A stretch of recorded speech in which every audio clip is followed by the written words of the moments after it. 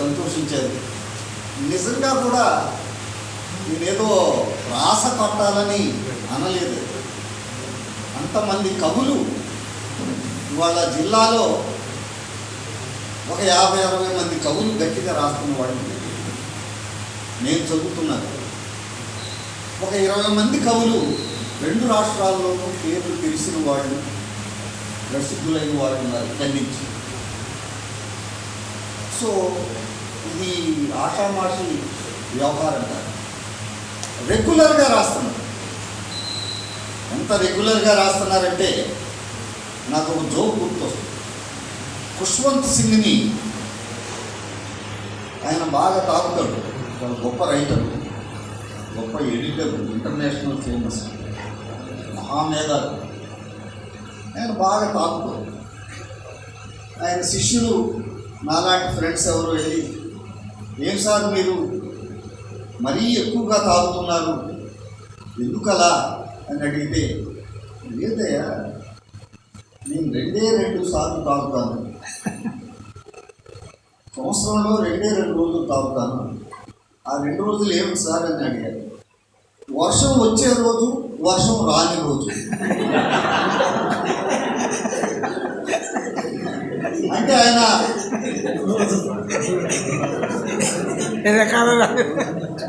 అలాగే ఇక్కడ ఉన్న కవులు కూడా వర్షం వచ్చే రోజు రాస్తారు, వర్షం రాని రోజు రాస్తారు.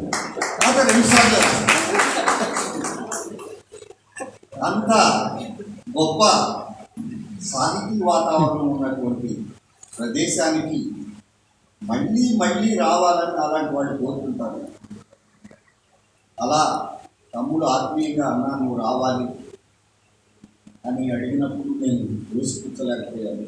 మీరు కష్టపడైనా రావాల్సి వస్తుంది. అది అలా ఉంచితే